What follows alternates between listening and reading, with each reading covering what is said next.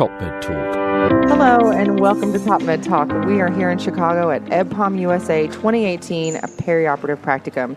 We're doing our roundtable discussions here in the exhibit hall, and today we have a very special guest who's going to be speaking today at EBPOM about data and some other interesting topics. We have Sanjeev Agrawal, and he is president of LeanTaaS. So Sanjeev, thank you so much for sitting down with us and going over a little bit about what you're going to be talking about today. I think the title is called Why Hospitals Need Better Data Science.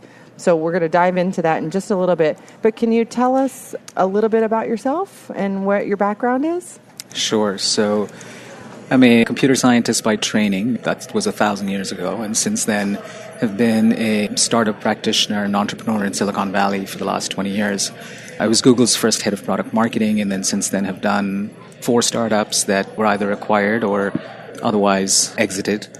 And now I'm working on this problem of how do you increase access in hospitals through math and data science. We also have another friend of the family, the Top Med Talk family, Dr. Mike Grocott, who's sitting in with us. Mike, thank you for joining us.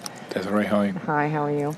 So I know that you can probably speak to a little bit about this as well. Trying to capture data and work with the numbers is very difficult. And then whenever you start looking at how to analyze big data and some really big numbers, it all becomes very overwhelming. And I know in the NHS, you guys have a system there that helps a little bit with that. But in the U.S., it seems like everyone's in their own little microcosm trying to do their own thing. So how are you kind of approaching the need for data science and that kind of aspect of what we do? Right.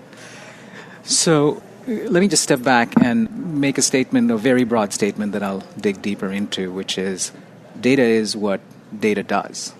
And there's a lot of hoopla about machine learning and artificial intelligence and data science, which in and of itself is interesting, but doesn't necessarily drive the kind of actions that you need to make change happen. So if you look at healthcare in the U.S., there's a lot of talk, and I call it admiring the problem of cost. Right? Let's take that as an example. And part of the reason costs are as high as they are is, or at least one reason why they are as high as they are, is that the assets that we as a country have put into the ground, 5,000 hospitals have put in $200 million of investment each.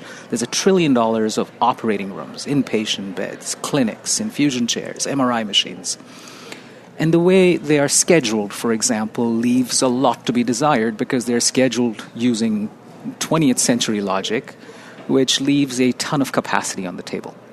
And to give you a parallel analog, if airlines scheduled the way hospitals do, a third of us would fly, and it would cost us 10 times as much each time we flew. And by that I mean a lot of the decisions that are made using the data that hospitals have are made based on terrible metrics, and we'll come to that in a second. And second, they're made through a process that often leads to us looking at numbers but not really knowing what to do with them. So let me just elaborate on the first one. A lot of healthcare runs on averages. Average turns per chair, average length of stay, average block utilization. And I'll tell you what an average is. If your head is in the freezer and your feet are in the oven, on average, your body temperature may be okay, but you're dead, right? So when we look at things like block utilization, the reason why you can never make a decision based on that metric is that 2 docs can have the same block utilization but very different patterns of usage of the OR. One might be leaving a lot of time on the table and the other might not. So when you try and right-size blocks and take some time away from one surgeon, you can't make an argument that's defensible. That's number one. The second is the data has existed, but like the metric system and the imperial system are completely different.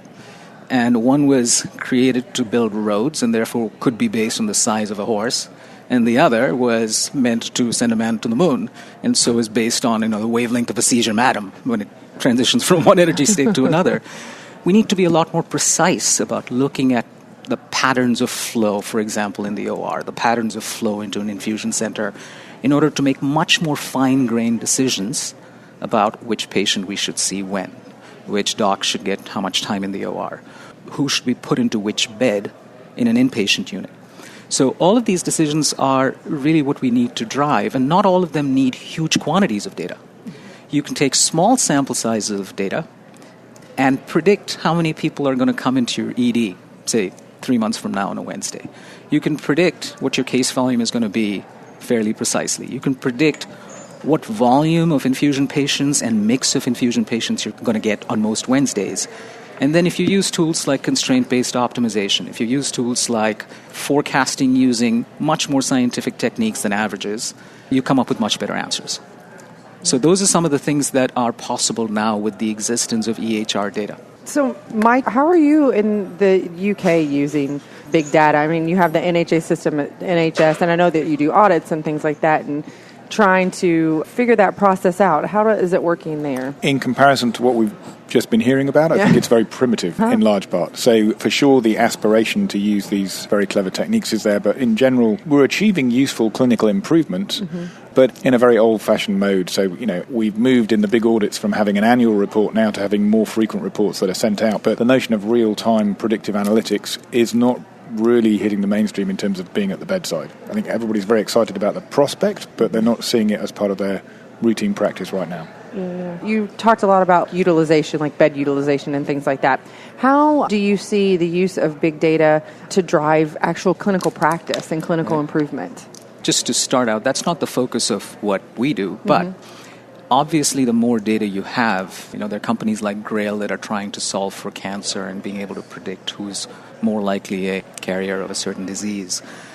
I think the more data you get, the more characteristics and vectors you can glean out from the data, the more you will get better at saying hypothesis testing.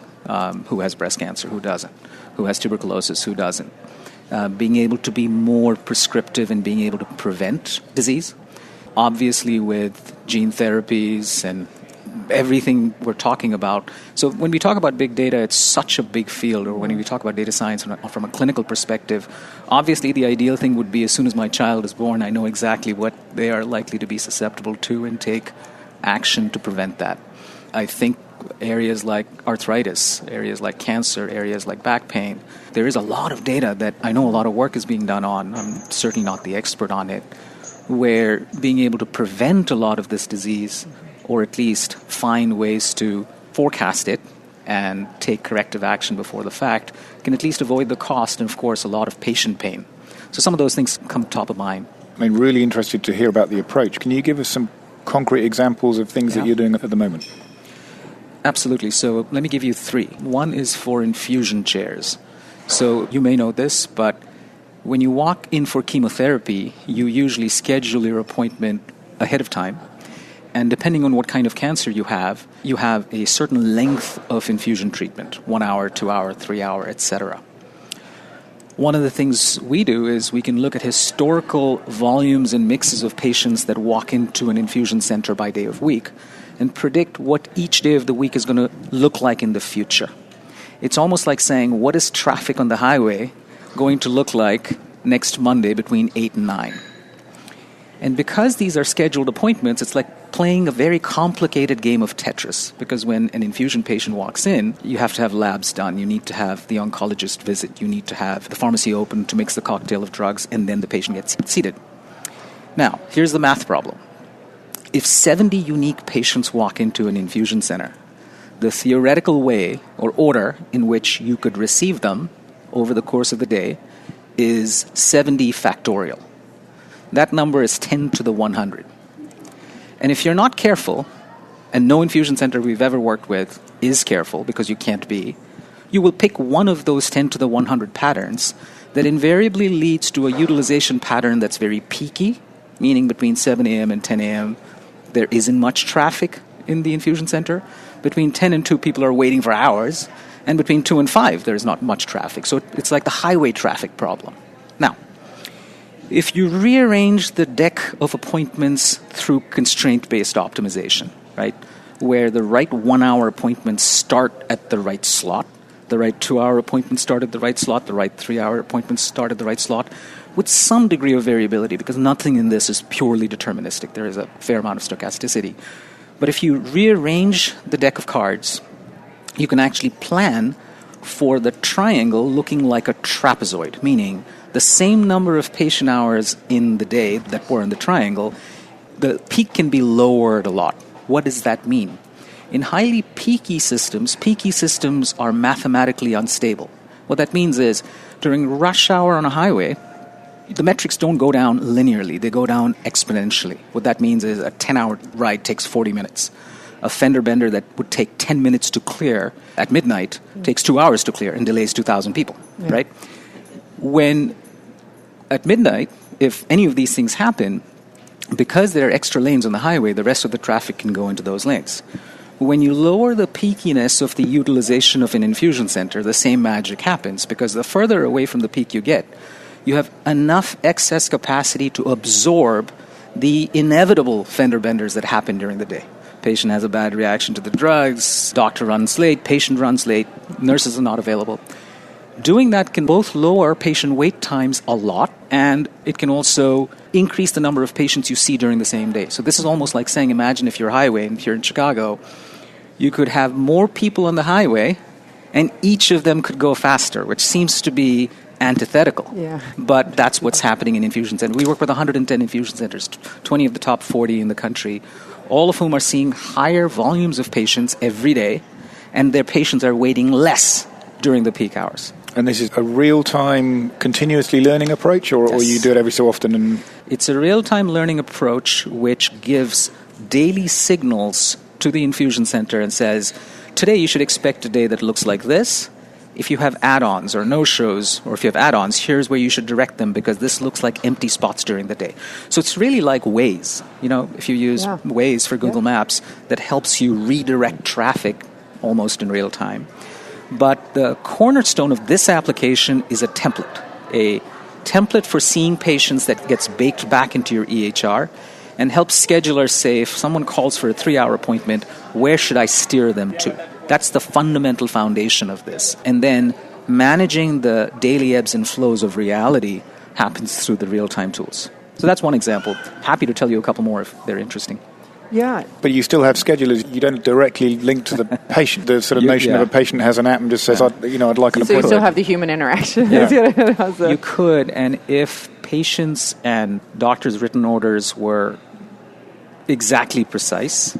See, what happens is the scheduler plays a pretty important role of being able to go into the EHR, listen to a patient and say, this is the cocktail of drug you're taking, and it's going to take 3.5 hours, right? Patients don't always have all the information that a scheduler needs to schedule. We're only focused on the length of the appointment, but there's so much more, right? Do they need to see the oncologist before or not? Do they need labs or pharmacy before? So the scheduler plays a pretty vital function, even with the existence of these tools. What these tools are doing is they're maximizing the usage of the chairs that you have before you have to build another infusion center. And optimizing how. How they're utilized. Exactly. Yeah, it's cool. So maybe just one more example of utilizing this actually in an operating room or a perioperative space. Block allocation, the way it's done in almost every OR in this country and possibly outside, lends itself to many inefficiencies. When I take a chunk of capacity in my ORs and I split it up between block owners, let's say the three of us had block, you had Monday, you had Tuesday, and I had Wednesday, there is a tacit underlying assumption that's being made that Dr. Agrawal will be able to see exactly these many patients in clinic for the next 52 weeks, let's say, that some of them are going to translate into surgeries, and he'll be able to pack Wednesdays with the volume and length of cases that he'll be able to use. Imagine getting an open table reservation for a restaurant forever on Friday nights at RPM, right?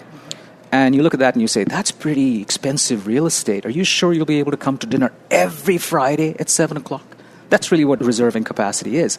It's almost like saying, only Toyotas can travel in the left lane, only moms with kids can travel in the middle lane, only dads with kids can travel in the third lane. Imagine what would happen to highway traffic if we did that. And that's what we do in the ORs. Now, there is efficiency to block allocation, but there's highly inefficient processes for predicting who is not going to use their block time well and getting it released so other people can use it, right? Because we live in a world where we make restaurant reservations through Open Table. We make our own travel reservations. But why in God's name does my clinic scheduler have to call the OR scheduler during working hours only, who takes a note on a piece of paper and sticks it on his or her computer? So that's a very inefficient process. So just to give you an example of how data and predictive analytics works here.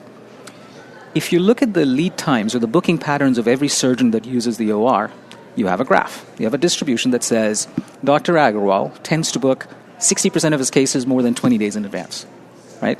Let's say I have block time 18 days from now. My EHR says auto release is 7 days pre-day of.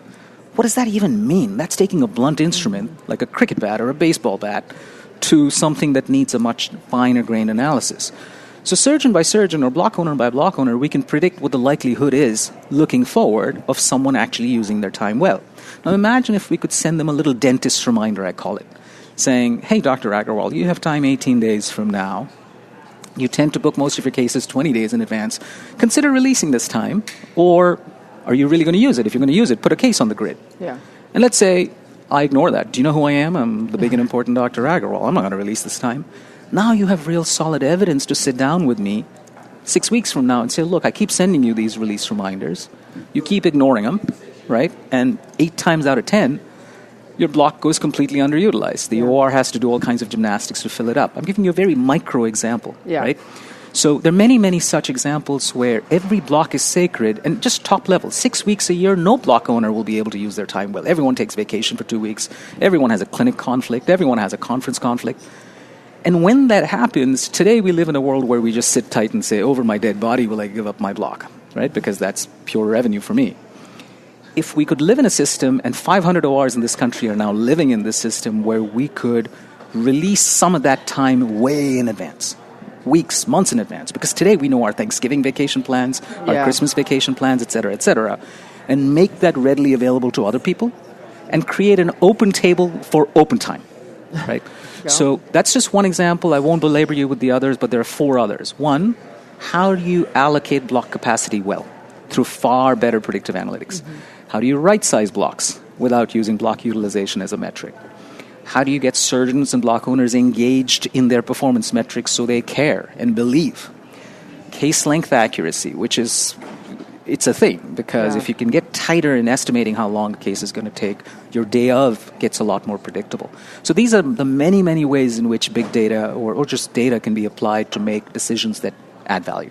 Yeah, no, I agree. One of those, Mike. Sanjeev, great examples. They're primarily around hospital process and more efficient use of resources. Now, that's clearly going to benefit patients.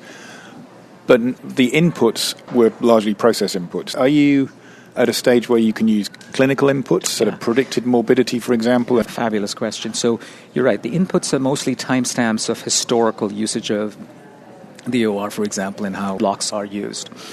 Clinical inputs, we have found good substitutes so far. That's how we've worked. So, for example, in infusion, how intense somebody's treatment is, how acute, the sense of acuity, is usually captured by us by the length of their treatment, because the more acute cancers need a longer treatment.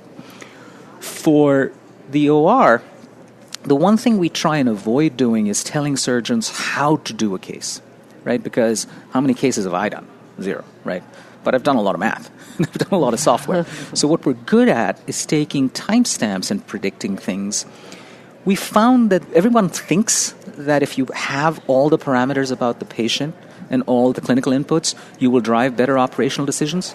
Our experience so far is, because this is fundamentally a stochastic process in itself, meaning if I take the same patient type, same surgery type, same CPT code, same pre-existing conditions, and I map all historical case lengths, it still won't have a spike at a number. It'll still be a distribution with a mean and a standard deviation, right? So if we come up with a better estimate, it's not as if the clinical inputs are going to make the estimate so sharp that you'll be able to say before you walk into an OR and you're doing a quadruple bypass that this patient is going to take 3 hours and 40 minutes. You're still going to say it's going to take between 3 and 4.5 hours. With some clinical inputs, maybe you could say it'll take between 3 hours, 15 minutes, and 4 hours, 40 minutes, right? The actual benefit of that level of precision beyond what you already know in what we do is not that substantial. Now, in the work that you do clinically, that's like more, watching one of those Die Hard movies where you're saying, do I cut the blue or the red wire? You better be precise about, if you cut the blue wire. That's why for our work, the clinical inputs have not been so hugely important. If we get them, we can do better. That's for sure. Yeah, I was just thinking about the challenge of scheduling hospital beds and predicted length of stay, which is a predictable function of premorbid state, comorbidities, type of surgery. But it's the lower-hanging fruit, honestly, Mike, is helping hospitals plan discharges better. Being able to predict, because you're stepping on the air hose when you have no beds available. When 5 beds open up and 30 people are waiting, who should I prioritize? There, the clinical inputs are hugely important. So I completely agree with you. The problem with the way sometimes volume planning of inpatient beds is done is it's not done based on historical data of by unit. Sometimes we find that people over-specialize. Do you really need an ICU for every department separate from an ICU? Like, really, are we really that precise about the care we provide? So there's some lower-hanging fruit that we need to look at. Overall bed capacity management by unit.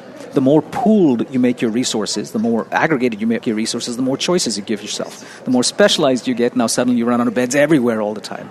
Visibility and transparency, forecasting, and clinical input. So I wrote a paper on this that I'm happy to send you at some point about length of stay and how to forecast it. That'd be great, and we can stick it on the Top Med Talk website. There you go. Yeah, Sounds that'd be great. fantastic. Well, Sanjeev, thank you so much for sitting down with us on Top Med Talk here at EBPOM 2018 in Chicago. I look forward to some more discussions and absolutely to your presentation later today. Thank you for the opportunity. Thank you so much. Thank you. And thank you so much for listening. Be sure to join us on your favorite social media platform. We are on Twitter, Facebook, LinkedIn, YouTube, and be sure to subscribe if you haven't already so you can get up-to-date information about where we're going to be at different conferences, as well as the newest, latest, and greatest podcasts. So thank you so much for listening. Check back with us next time. Top Med Talk.